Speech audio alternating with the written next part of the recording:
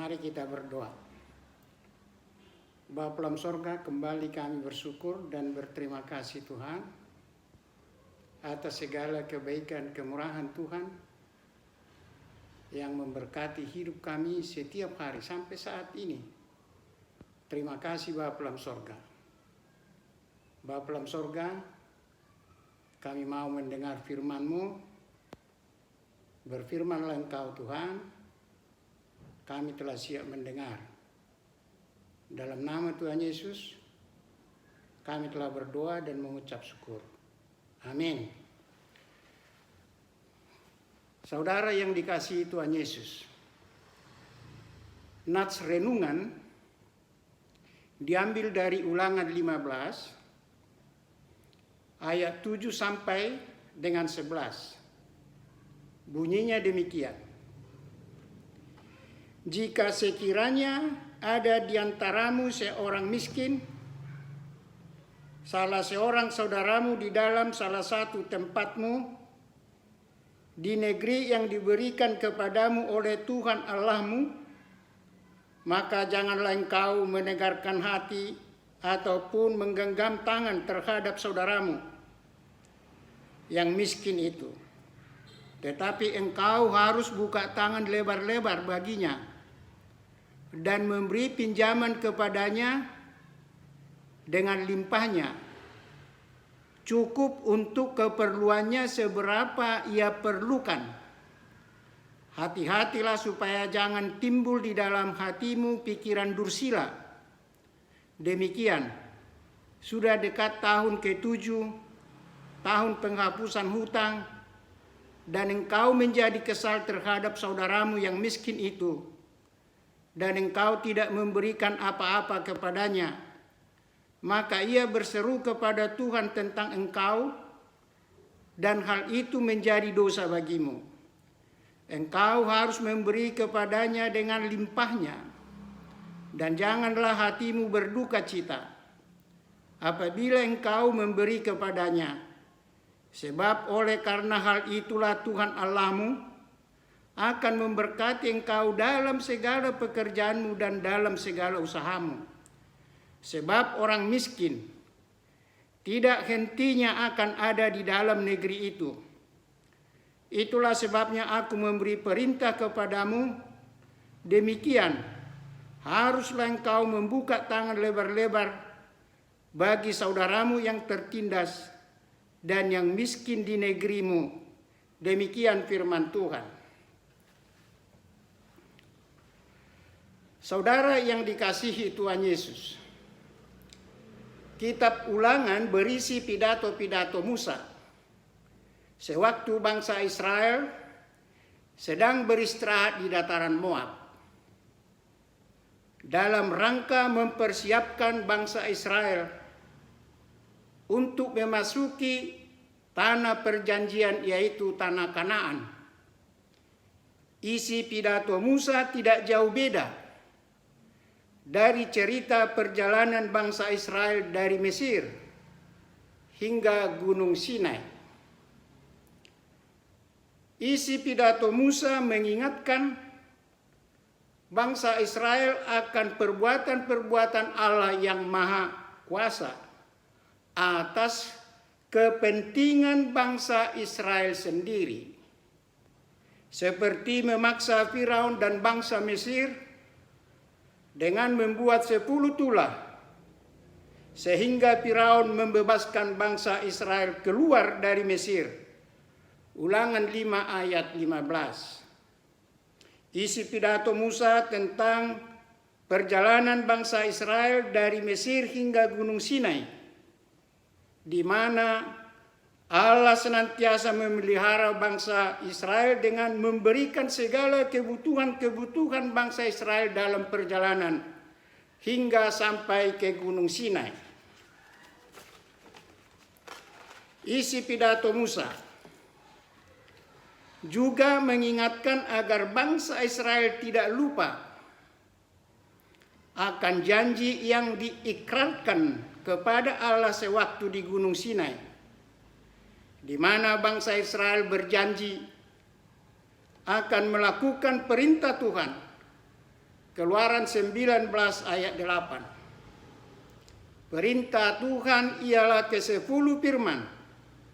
Keluaran 20 ayat 1 dan seterusnya, yang sudah dibagi dua oleh Injil Lukas pasal 10 ayat 25. Bagian pertama ialah kewajiban bangsa Israel dan kita semua terhadap Allah, yang mengatakan, kasihilah Tuhan Allahmu dengan segenap hatimu, dengan segenap jiwamu, dan dengan segenap akal budimu. Bagian kedua ialah kewajiban kita terhadap sesama. Kasihilah sesamamu manusia seperti dirimu sendiri. Saudara yang dikasihi Tuhan Yesus, pidato Musa sewaktu bangsa Israel berkumpul di dataran Moab. Musa mengingatkan bangsa Israel agar bangsa Israel sungguh-sungguh mendengar firman Tuhan dan berpegang teguh pada janji-janji yang diikrarkan di Gunung Sinai. Sebagaimana saya katakan di muka Keluaran 19 ayat 8. Yang mengatakan, segala yang difirmankan Tuhan akan kami lakukan. Inilah janji bangsa Israel kepada Allah di Gunung Sinai. Saudaraku, Musa memotivasi bangsa Israel dalam pidato-pidatonya dalam rangka persiapan bangsa Israel memasuki tanah perjanjian dan menjalani hidup selanjutnya di negeri yang Tuhan akan berikan bagi mereka. Bangsa Israel harus berpegang teguh terhadap firman Tuhan dan taat untuk melakukannya, sehingga hidup mereka akan menikmati berkat-berkat yang berlimpah.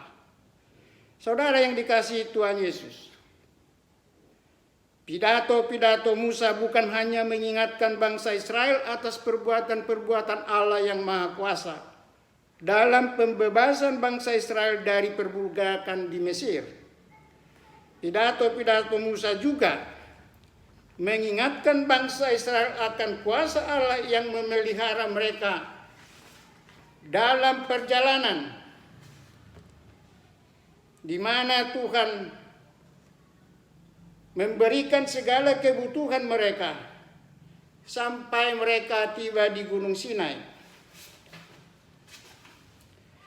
Seperti melindungi bangsa Israel dari kejaran tentara-tentara Mesir, Allah melindungi bangsa Israel dari terik matahari. Allah melindungi bangsa Israel dari kedinginan di malam hari. Pidato-pidato Musa memberikan kekuatan kepada bangsa Israel agar mereka jangan pernah meragukan akan kuasa Tuhan dan kesetiaan Tuhan terhadap janji-janjinya. Pidato Musa juga mengingatkan bangsa Israel jika mereka sudah menempati tanah Kanaan, yaitu tanah perjanjian, supaya mau memberi pertolongan kepada sesamanya sebagai perwujudan janji bangsa Israel di Gunung Sinai kepada Tuhan.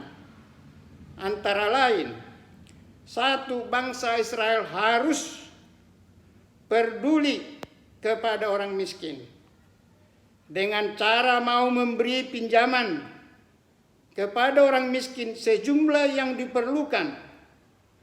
Artinya jumlah yang dapat menutupi keperluan-keperluan si peminjam. Jika tidak terpenuhi keperluannya, maka si miskin akan tetap miskin. Kedua, orang Israel jangan sekali-sekali bersungut-sungut jika memberi pinjaman Demikian juga kita, saudaraku, jika kita memberi pinjaman kepada sesama kita, kita pun harus dengan sukacita. Ulangan 15 ayat 10. Karena dengan demikianlah Tuhan Allahmu akan memberkati segala pekerjaan dan usahamu.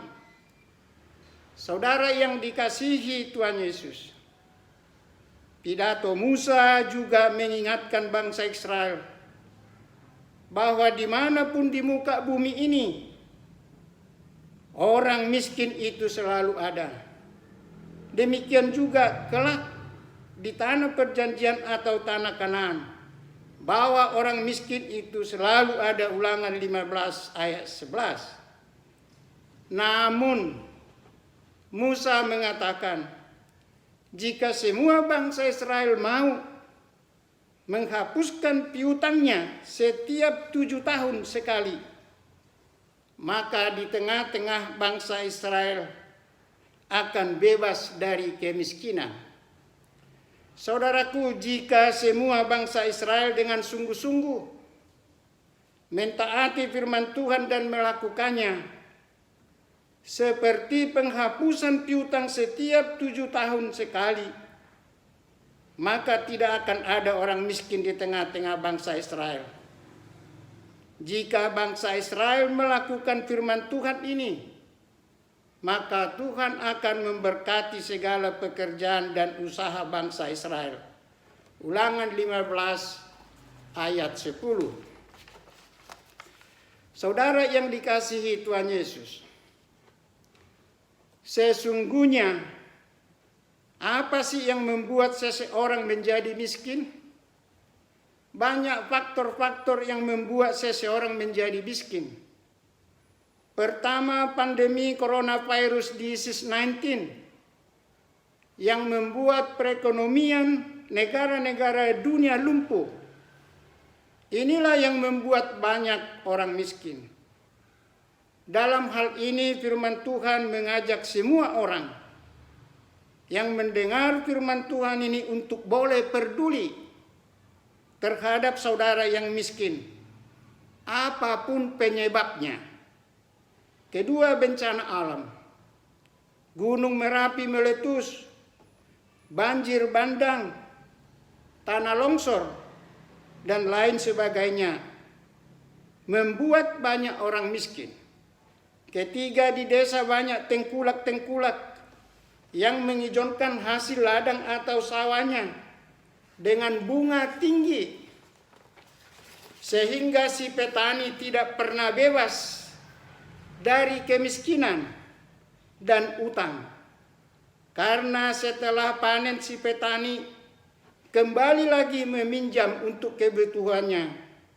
Demikian tahun demi tahun, sehingga si miskin tetap miskin. Keempat, di perkotaan.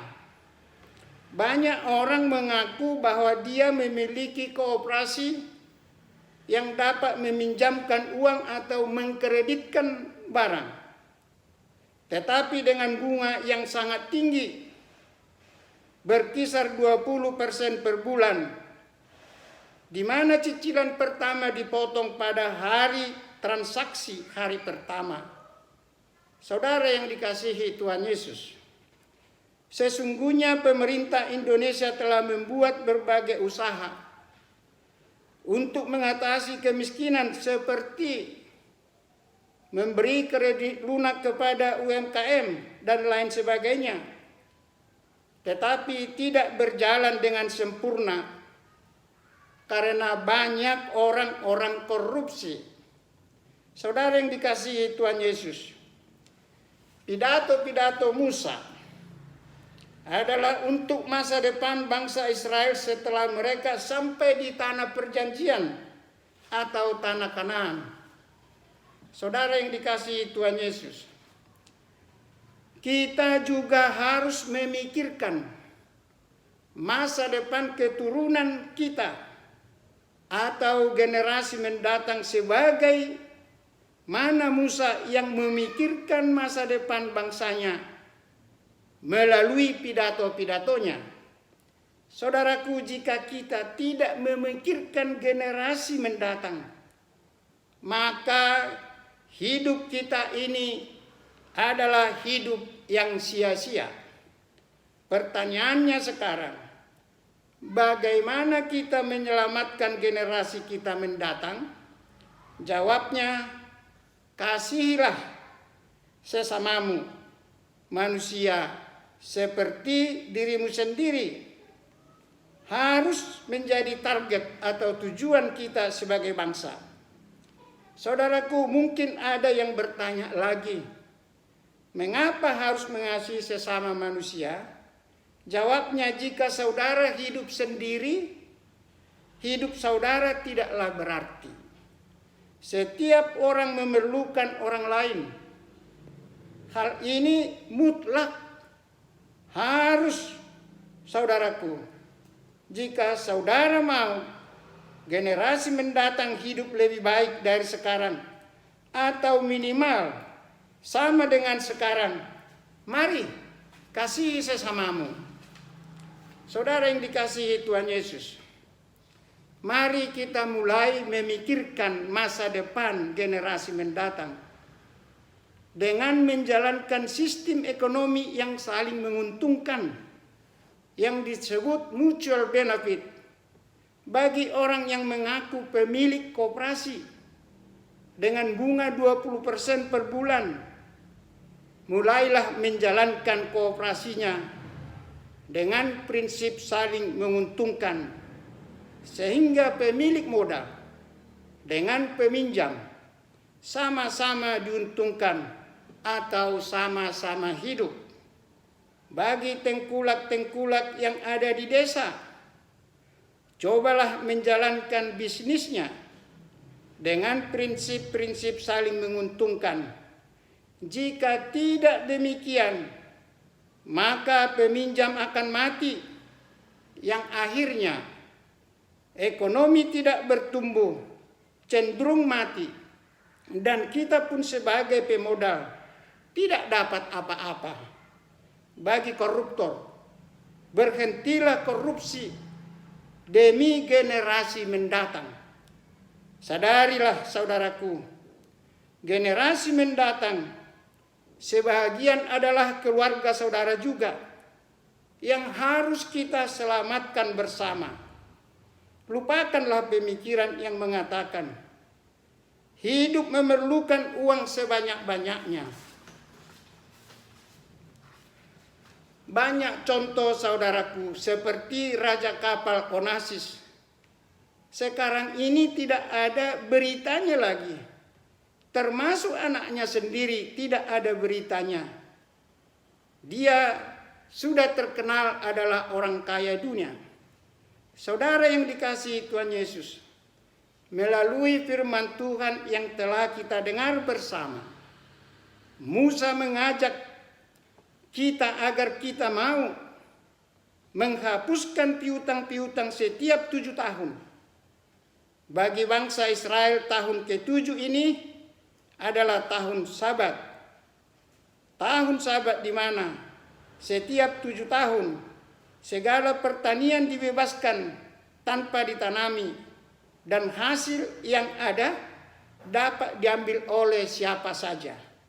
Saudaraku, jika kita mau mendengarkan firman Tuhan dan melakukannya, maka Tuhan akan memberkati segala pekerjaan dan usaha kita. Ini janji Tuhan. Marilah kita jalankan firman Tuhan yang mengajak kita semua untuk menghapus piutang-piutang setiap tahun ke-7. 7 tahun ini adalah wujud mengasihi sesama manusia. Saudara yang dikasihi Tuhan Yesus, saya mengakhiri renungan ini dengan mengajak kita semua orang tua, pertama, untuk mengingatkan anak cucu kita bahwa uang bukanlah segala-galanya. Artinya tidak semua keinginan akan tercapai karena memiliki uang banyak, atau tidak jaminan kalau banyak uang segalanya dapat dikuasai. Hal ini perlu diingatkan kepada anak cucu kita supaya tidak menjadi generasi cinta uang. Timotius katakan cinta uang adalah akar dari segala kejahatan.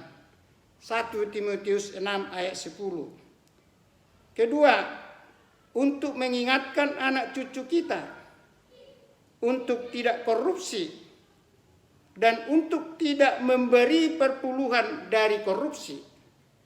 Karena korupsi adalah merampas hak orang lain. Ketiga, saya mengajak semua yang mengaku dirinya hamba Tuhan, yang mengaku dirinya pendeta, yang mengaku dirinya penatua, yang mengaku dirinya sintua, apapun sebutannya atau panggilannya, yang mengaku melayani Tuhan, mari suarakan stop korupsi. Mari suarakan stop perpuluhan dari hasil korupsi demi menyelamatkan bangsa. Jangan pernah takut bahwa gereja tidak akan memiliki dana.